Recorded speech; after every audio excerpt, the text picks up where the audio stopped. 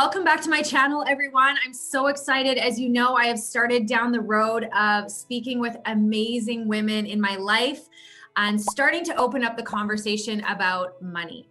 And as you know, I've been in the industry for over a decade, and I have seen a lot of women that maybe aren't as educated as they could be, or they're fearful of learning more. They're intimidated by money.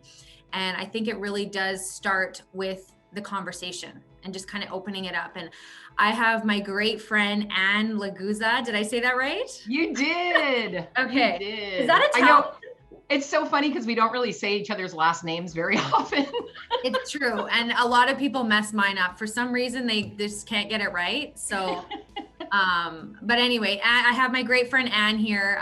We had the pleasure of meeting a few years ago in a program called Arate Syndicate. It's incredible. And I've just loved getting to know you, Anne. And I was really excited to have you today. Just to kind of share your story. And the women that I've been speaking with, we've been kind of talking, as I said, about money and sort of the before and afters. So a lot of people are sort of raised in an environment where maybe they don't talk about it.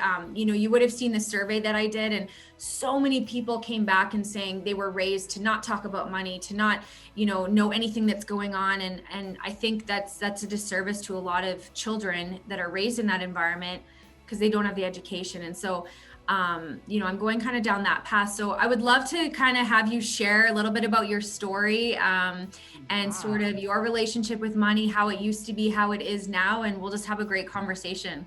Okay, I love that. Thank you so much. So when I was, when you said we were going to talk about this, I was like, oh, I got to think about like some of the first messages. So first of all, definitely in my house, we didn't talk about money. And matter of fact, I even remember asking my mother one time, like how much money my dad made, because I was curious. I come from a huge family. I'm the youngest of 7. And she was like, yeah, we don't talk about that. We don't talk about how much money dad makes or how much money we have. She was like, that's my job to worry about that we have enough money. And I just remember that. I remember that so clearly. Like I remember exactly the car I was sitting in. I remember what the sun felt like. Isn't that weird? It's like, I remember that moment because it was such a shutdown of like, oh, wow, I just asked something really bad. And I must never speak of that again, right? Right, shut down. Like, do not ever, ever, ever talk about that again. So we did not talk about money in our house. I fortunately grew up in a family where we always had enough money somehow. Like, I don't know how the magic was happening. Do you know what I mean? But Yeah. By no means were we what I would consider like a wealthy family or anything like that. I had friends that their families seemed way better off than our family, but I never wanted for anything, which was great. I mean, they took really good care of us. And one of the things that, like, one of my early messages after that one was that you don't ever replace something unless it absolutely doesn't work anymore. So an example would be that I drove this 1968 Volkswagen Bug, which actually was cool in many ways, but one of my siblings, I think it was my brother, but he had made an illegal U-turn and it had gotten hit. He was fine, but instead of like, they replaced the door, but they literally replaced the door from like a junkyard. So the Bug was red, the door's yellow. Like it just was like, and I drove that car forever, but it was like that mentality. Like you just do the minimum to keep it working, and you don't spend money to maybe have it painted one color. Right. But it's so funny because it's so funny because when I look back, then part of me wonders like, well, maybe we didn't have enough money to paint it. Like, but I don't know because we didn't talk about it. It was like one of those things that you just don't. If they would have said that, if they would have said, hey, you know what, we replaced the cars, is kind of like the kids' car, like we used to, depending on how many of us drove at one time, we would share it. Or maybe their thought was the kids are going to ruin the car, so we don't want to spend a bunch of money on it. But like just having that conversation, that would have been a game changer for me.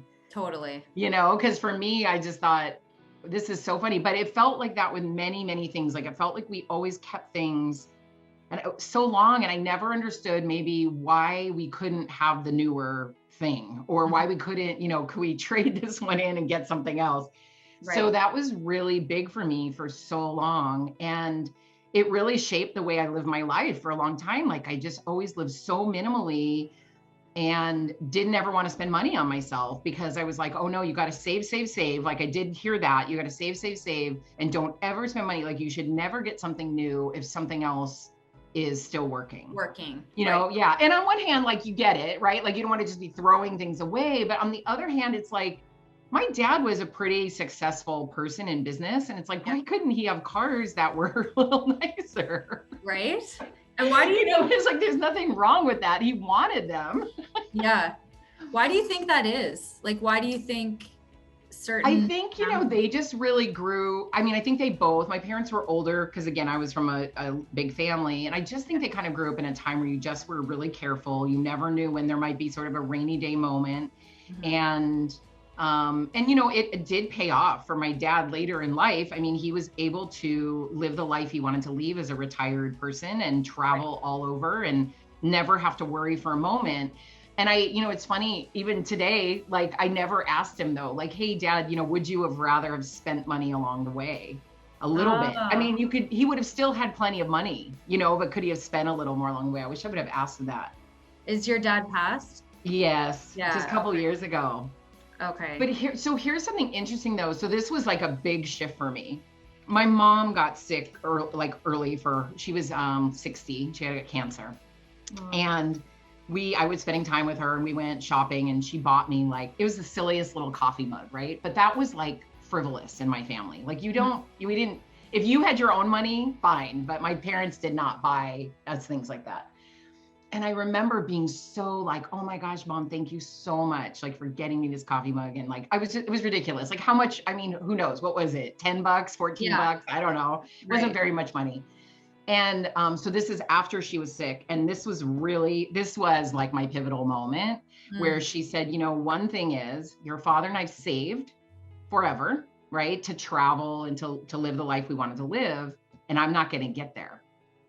Oh. So one thing I've learned is she said, I want you to still save because I don't want you to live paycheck to paycheck, right? But you've got to spend a little money along the way. And I was like, oh my God. That is such great advice. It was so great. It was just that moment of like, you're right. Cause she was like, you know, we spent all this time saving and planning and saving and planning and, you know, and they did travel some. It's not like they didn't do anything, but they didn't go for the big win, right? Like we're going to retire. Your dad's going to retire because my mom mostly didn't work. She worked some of the time, but there were so many of us that she took care of us. It's like, your dad's going to retire and then we're going to live the life we want to live. So it's like that postponing. And then she didn't get there. So crazy. Yeah. And how often that happens, right? We just wait we're waiting till we're 65, the age that everyone says that we should retire. And we miss out on kind of, and I find, do you find there's like there should be maybe a good balance of that? Absolutely. You know, like you said, save, but also enjoy. And I find sometimes when I've been the most, I'm not sure if you're like this, but when I've been the most focused on not spending money, I kind of I'm repelling money from coming into my life. Yes. Do you find that? Yes, totally. So when I started my business, I don't remember if I read this or someone told me, so that was 20 years ago, which is crazy, but somebody said to me, when you start feeling that tightness of money and like, oh my God, and like you're gripping onto the money, like, cause you're so worried, like not gonna be able to pay the bills or whatever, they said, give some of it away. Even if it's $5, just take $5, make a donation or whatever, give it to somebody who needs it more than you. But because at first when they said give some away, I thought, well, I don't have any money to give away. And when they brought it down to like a $5 mark, I'm like, okay, well, I have $5 I can give away. Of course, you know, that's not the difference between me paying the electric bill or not. Right. So I still do that today. Anytime I'm starting to have that, like, hold on to the money, right? You got to grip onto it because you don't know, like, just like everything we've been through in the last year, right? Where it felt very like, oh my gosh, where's the world going? Yeah. Is my business going to make it? And I started feeling that hold on as tight as I possibly can. Then I was like, okay, this is the time I got to start giving. I got to start giving some away so that I can open up that energy again. And it always works. Just like you said, like you open it up And then you find that more of it comes to you. And it flows to you. Yeah. And Totally. you know, we have 3 kids, and I actually did a video with my son about this. I'm a big believer of you save some, you spend some, and you give some away. Kind of like Yes. those 3 jars, right? You raise your kids and you can teach them that simple concept, to, like you say, yeah, give it away, save it, spend it. That's so simple. I love that idea. Like, what Yeah. a great, like, I don't know if they appreciate it as much today, but someday Yeah. they will totally appreciate that they know that. Yeah. Because that is such a valuable, it's so valuable. It's so funny because, like I said, for some reason, my message was, yeah, you need to earn money, but then you're supposed to just hang on to it till this magical number, which as I've grown up, it's so funny. People will still ask me, like, because I love to work. And it's like, well, when will you retire? And I'm like, I don't, that's not even a thing for me. Like the whole, I'm done working forever. That's just not something I see in my future. Yeah. Will I maybe dial things back? Will they look a little, sure, maybe. But I'm like, I don't see this magical date that then I'm like turning the switch off and then I'm sitting on a beach for the rest of my life. No, and I think when you're an entrepreneur like us, I mean, there is no real end date, right? Yeah. You're doing something you love, it's fun, and why does there have to be that, right? Yeah, exactly. So yeah. So now you're in California. Yes. Which is awesome. I'm very jealous of your beautiful weather. I'm looking at snow right now. So I know it's sunny today too. I was like, darn it, I want it to be cold. Do you? Oh my God. Yeah. I don't ever say that. Darn it. I want it to be cold. Oh man. That's a different world. So you're in California and so I'm in Canada. And so we don't work together professionally, as far as what I do. Now, like you take me back 20 years, you know, you're just starting your business. You have this sort of relationship with money that you've been raised on. You know, did you have someone kind of helping you? Were you sort of doing it on your own? How did you sort of progress financially? I know that's such a great question because so when I started my business, you know, I didn't have a ton of support. My dad thought I was crazy because again, here's this guy who worked at the same company for 41 years, had a pension, like just, and I still remember he said, I don't understand how you're going to build for retirement with this thing you're doing, right? And tell me about the business you're in, Anne. I'm a human resources and leadership development consultant. So I spend, my biggest focus is making leaders or helping leaders really be better at managing their teams and really engaging their teams. I love it. Like you said, you love what you do. I totally love it. So when I started it, he was not about it. He was really worried. So I didn't have a ton of support. But I did have somebody that I met randomly. I went on a vacation by myself. I just like took a little staycation, kind of just not very far from here. Yeah. And I was by a pool and I met this couple and one of them was a business owner. And I have no idea why I just started asking questions because this was like, I'm just gonna, because you don't ask questions, like you don't talk about money, you don't talk about any of that. But anyway, she and I became really great friends and she kind of helped me a lot with sort of the financial aspect. So she really said some things that were really important to me is, you know, one, you don't need a ton of money to start your business, but you've got to have like 6 months in savings. So she's like, it's likely to be 6 months before you get a customer. So I was like, okay. And then the other thing she said, which was really valuable, she recommended, because for my business, it's service, right? I don't have to buy a bunch of things. Like I don't have to buy equipment or anything. Yeah. And she said, you want to get in as little like financial investment as you can, just so that you can focus on making money and you're not focusing on paying back debt or loans or, you know, anything like that. So she's like, just do as little as you can. And she talked to me about like when her and her business partner started, they each put $1,000 in and they worked from home and they worked from home until they could afford an office. And then when they got their office, the furniture they got ended up being from a thrift store because that's what they could buy. Right. And she's like, we didn't go to the, you know, wherever to buy brand new furniture and get in all this debt. And so she's like, you really got to focus on that, so you're not owing someone else, you're getting to pay yourself. And that was so valuable for so many reasons. The 6-month mark was really helpful. So I was able to make sure that happened. I negotiated a package to get out of the company I was in that covered my 6 months of salary. So I was like, whew, got that. And then I just sort of went, you know what? Like I literally put $1,000 into my business. I remember I opened my bank account and I'm like, here's $1,000. Okay, let's go. And I just worked from my apartment and, just had the most basic things, right? Your printer, your computer, and a phone, and there you're ready to go. And I worked from home for a long time just because it ended up working out really well for me. Yeah. But in those early years, it was very interesting. And like literally there wasn't a support base like from my family or my dad. It was more like my dad was just worried all the time. Yeah. And I remember, it's so funny because he said this to me, a few years ago. I used to always say to him, Dad, like, I can always go work at Target. Like I always said that because I had a retail background and I'm like, Target's always hiring. They've got part-time positions. I could work at night. Yeah. I'm like, I could always work at Target. And he just kept saying, but that sounds so crazy. Like, why would you work at Target? And I'm like, but I will if I have to like keep the lights on so I can have my business, So I know sometimes people say don't have a backup plan because then you'll fail. Right. But for me, it was that like, I'm good because I always know I can get a job somewhere if I have to, but this opportunity is not going to present itself again. This opportunity of 6 months of savings, perfect opportunity and time to start my business, that may never come again. I don't know, or I don't know when it'll show up. So I got to take advantage of it. It's so true. And your business is a lot like my business in a sense that there's not a lot of inventory, which is great. You could like there's no inventory. It's just dealing with people, which is awesome. And it's a low startup, which is so great. I know a lot of businesses where they have to invest a ton up front, and that can be obviously quite stressful. And I'm with you, like the alternative. I always think as I built my business, I'm sure you did too. Of course, there's always a fallback. We can always go and get a job or do that, but it's there's something pretty exciting about doing it yourself, isn't it? It's so true. I love it.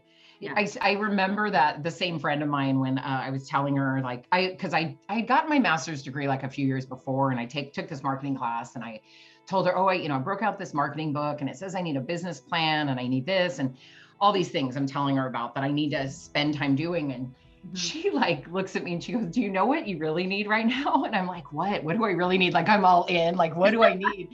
She's like, you need a customer. That's what you need. Yeah. She's like, I don't want you to spend like months on a business plan or months on a website. Or she's like, yeah, later you can do all that stuff, but you need somebody who's going to pay you is what you need. Yeah.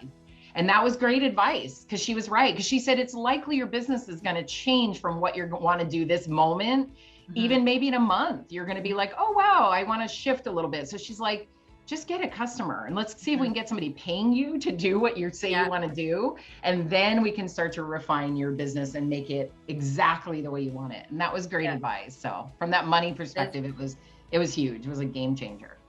That is great advice. So if we go back to 20 years and we think about sort of that before and your mindset and how you were raised and all of that, what would you say was like the biggest impact for you to shift to 20 years later? Here's where you're at with your mindset about money. I would say for sure that moment with my mom, and it took a while, obviously, for that to like really build, like kind of like a snowball moment, but that was huge. And then I would just say that I have been really lucky where I've had enough people around me. So here's something I didn't share with you, but something I do all the time is if you said to me right now, like, oh, Anne, I found my dream car and I want to buy it. What do you think? I'm the first person who's going to be like, buy it, buy it, buy it. Like, if you can afford it, go for it. Right. Where I will be over here going, oh no, I shouldn't, because that's my message, right? Oh no, I don't deserve it. I shouldn't get it, all that. But and I would also I would help support you verbally. I've helped people financially a million times because I just know I just want to do that. Right. So I've done that, but it's like, I don't help myself sometimes. Right. Or, probably a lot of times. So I've had enough people around me now who will remind me of that. And they flip it on me. So if I'm like, oh gosh, I really, whatever, something silly. I really want to spend money on this, or I really want to get a vacation home or something, but I just don't know. And should I? And and I'll have people in my life will say, but if it was me calling you, I'm just curious, what would you say? And I say, well, I would say it, get it. Absolutely. And they're like, so what is your problem? Just get it. So I think that moment with my mom shifted, and then that's helped me over the years. And then just having people in my life who remind me. So now when I evaluate because the spend part is really my challenge. Isn't that funny? Mm. It's like, I know saving is a lot of people's challenge. The spend part is my challenge. And I'm getting so much better at just being like, hey, you know what? Can I afford it? Right? Did I save? Did I give away? Like you said, can I afford it to spend this? And I also always check in and make sure I'm want it for the right reasons, right? Like that you're not, I don't know, you're not trying to get something to impress somebody else or whatever. I don't have a huge problem with that, but I always just do a check-in. And then if I can, I'm just like, you know what, just get it. Like just do it. So I think it's been a combination of those two things that have really helped remind me that it's okay to spend money. Right? And I find it's either one or the other. It's either someone spends way too much and they're like out of control because they want it now and it's like short-term thinking, or they save everything and they're not really enjoying just like the little things. I used to be that person just like you. Like I'd save. And anytime I went out for dinner, anytime I went to buy something at the mall or what, I'd just be like in my head just so much. And I find that the more, and not frivolously, I mean, I'm in finance, like I'm right. No, I know what you mean. Money, but like if you go and but I find when I actually said yes to things, I found more things, like I said, that whole concept of flow, I just found like more came into my life and I started to earn more. It's such a crazy, true. It's so true. It's such a crazy thing. I remember this one time, and again, I feel like I'm stuck on cars today for some reason, but I was actually I don't even remember what kind of car I was getting ready to buy. And I remember I called a friend of mine and I was like, oh my gosh, I don't know, should I, and it was so funny because she said, you know what, since I've known you, you have never been without, ever. She's like, so if you can afford it, like go for it. Like, she's like, I haven't seen you worry about not being able to like pay the electric bill, but I've never seen you not be able to pay the electric bill, right? Like I've never seen you not be able to pay mortgage. And I think it was my business. I just started my business. I think I was like a year in and I wanted to get a different car. But that was also like these moments, like when you start thinking about it, like even when you brought it up and I was like, oh, I love thinking about those moments those made a big deal because I'm still telling that story, right? And I remember, and I was like, you know what? She's totally right. I have been really, I guess, fortunate in that way that I haven't had this tremendous struggle, right? I'm always able to figure out when things are tough and pull in like I need to. And then I can also see when things are going well and I can maybe spend a little more, give away a little more, save a little more kind of thing. But yeah, those are huge. I think I always love to share those stories because I feel like whether you're the person hearing them or you're the person saying them, like that, even the person saying them's got to remember that those can make a huge impact on people. They can. And I don't think we realize how we're raised, what we learn in school, like, which is nothing. I don't know about you, but in Canada, I mean, there's just no education on money, which is so frustrating. I know. But we're learning about all the stuff that we'll never use again. Like that will be forever my biggest frustration with the school system is just we need to teach people how money works because we go out into the world and maybe we are raised in a family where we're not talking about it. So if we're not talking about it at home, we're not talking about it at school, where are we talking about it? Yes. I find, I don't know your circle, but I find a lot of people that I associate with that are outside of our business, it's so foreign to talk about anything, to talk about what people earn, to talk about what they do with their money. It's just a very like private thing. And there's nothing necessarily wrong with that, but I do think that the more we communicate about it, the more that we speak openly, the more we can learn, the more we can kind of strategize and become better. Not just how we think about it, but what we do with it. I agree. I totally agree. I think more people should be talking about it. Wouldn't it be interesting if like, so let's just say, I'll just say middle school here or whatever. If you started each year with like a checkbook or something like that, or a debit card, a little more current, but that has a bank balance on it, but it's like, sorry, I was writing my check. I still have, it's like fax machine. We'll talk about that next.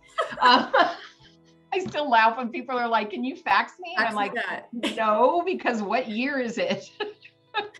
So funny. But what if they started like each year with a debit card with sort of a fake balance, but then throughout the year, they could spend their balance on things, that they could buy. I mean, maybe it would even be like, an extra hour in the library or I don't know, something silly. And then they learned how that worked. And if you spent all your money in the first month in the year, well, then you're out of money, right? And then you Yeah. don't get any other things. But like, just there'd be so many fun ways that they could do it.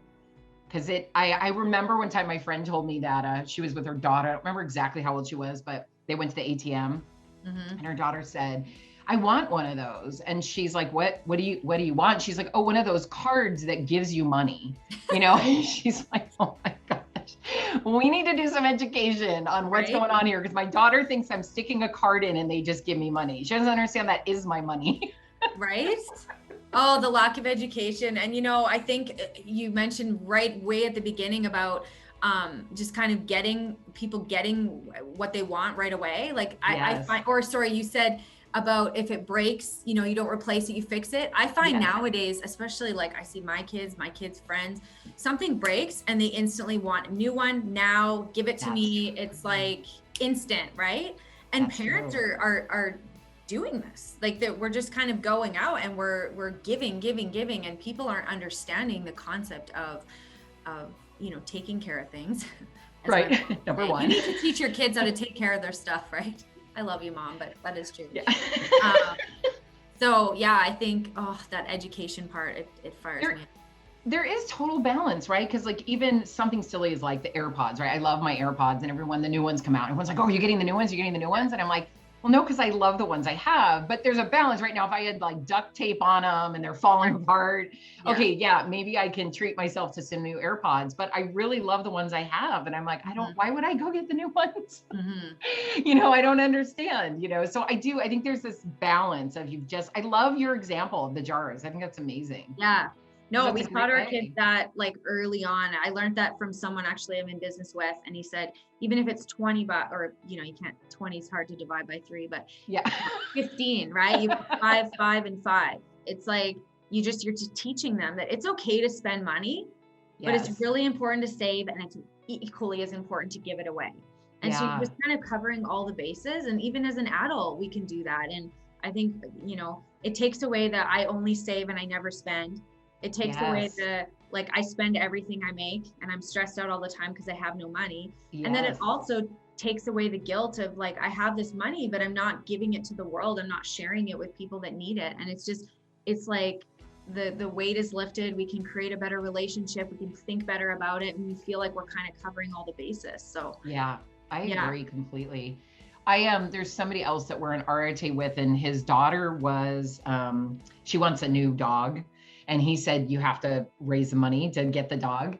And so she was doing dog washes, and he posts this, right? Like, my daughter's doing dog washes today. It's $10 or something.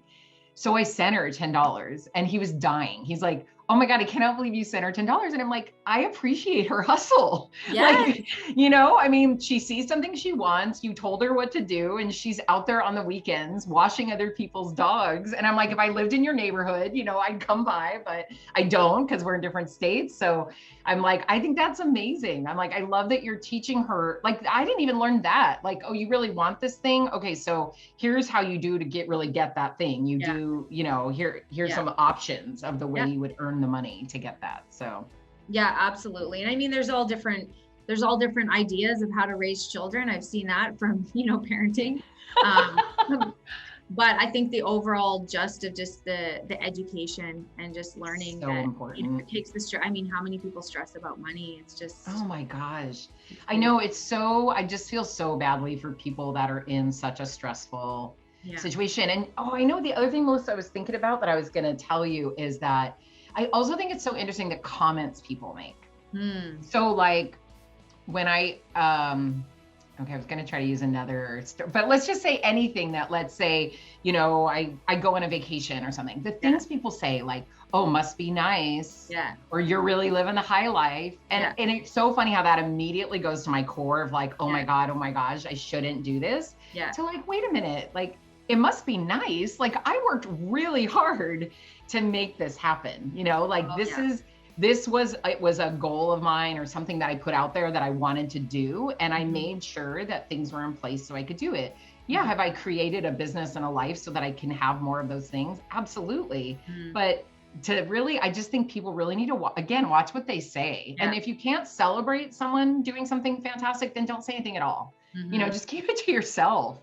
If you're Yeah. frustrated because you can't go on that trip or buy the thing or whatever, Yeah. I just think you should just keep it to yourself. Or like you said, maybe ask them. Yeah. Like, gosh, and I've always wanted to do that. That's a How did learning. you make that happen? Yeah. There's two kinds of people. There's the jealous and the insecure, and the ones that want to bring others down because they're like, I would, must be nice, would love to have that one day, but they're not willing to kind of take on, we work our butts off, right? Yeah. Or there's the other person that's like, oh, tell me what you're doing. I want to learn more. I want to eat it up. I want to soak it up. I want to have a life like that. And that's a life of like abundance and learning and wanting to become better. And those are the people for sure that we want to get around. And I believe if you're surrounded by people like that, naturally, we all know we're going to attract more into our lives. Yes, I totally agree with you. Yeah, it's very interesting. That whole thing must be nice. Right? I'm like, well, it is. I worked really hard. Exactly. So just to kind of wrap it up, and thank you so much for taking the time. This has been fun. So just to kind of summarize, I mean, I'm going to ask you sort of what I asked Pauline. Obviously you've learned a lot in your 20 years of business, whether you had a job or not. Obviously you've been working hard as an entrepreneur. So I commend you on that. It's not an easy feat, but it's fun. And I can tell you love what you do. So, all these years later, what would you tell the young girl, the young woman that's, just getting started, or maybe she's a teenager, she's a child, she's not getting, what's your message to the woman out there, to maybe inspire them to have a better relationship with money? Oh my gosh, I love that. I mean, I think I would definitely say a lot of what we said here. I would say definitely find people that you can talk to about money and ask questions. Yeah. I found that person helped me start my business, but that was so much later in life. So find people you can talk to. And also I would say definitely find people you can talk to, and don't always assume that what you see means someone has money, because people can have a lot of flash, but have a lot of debt or be really in trouble on the backside. So that's why I think maybe I would say ask questions, inquire, and talk to people that are really doing what you want to do. And I think that would have been so helpful for me, just to ask some more questions and to understand sort of how the magic happens behind the curtain. And if there really is magic, or if it's lots of debt, which is not how I want to live my life. So yeah. I love that. That is, honestly, that just brought me, I'll just wrap it up with this is, as being in the finance industry, I can tell you so many families' homes you walk into, and you would think on the outside, the nice house and the cars and the this and the that, and you open up that box and you're like, wow. And a lot of it is smoke and mirrors. A lot of it, there's financial stress. They're loaded in debt. And I'll never forget when I met my husband, he was driving a 2004 4Runner. It had a dent in the back. One of the lights was like, he's extreme. He doesn't spend a lot of money. I'm more of the spender, right? And we started in business and we had some great success. In the first 5 years, things were rocking and rolling. And, so one of our friends had talked to a friend about us, and oh yeah, Melissa and Jared are doing really well. And well, they can't be doing that well. Look at the car that Jared drives. And I heard that, and isn't that crazy that we live in a world where we judge someone's success based on the material items that they have? Exactly. Right? So that is, I love that you ended with that, because I think nowadays with the women, especially women that we're raising, in this world of, we have to have it now, we have to look a certain way, we got all these filters and like stuff that drives me crazy, right? And it's like, no, you don't have to have the flash, you don't have to have all the expensive things to be successful or to have the saving, whatever. No one really knows what's going on behind the scenes. Right. So true. I love that. That's a message for good. everyone right there. Yeah. I agree with you. I love that. Okay, well, I have enjoyed today. Thank you so much for taking the time. I know you're an hour earlier, so thank you for waking up and being with me today. And guys, go check out Anne on Instagram. What's your handle? It's just Anne Laguza? At Anne Laguza. Yep, just like my name. Same as mine. just simple, your name. Yes. They always find you. I love it.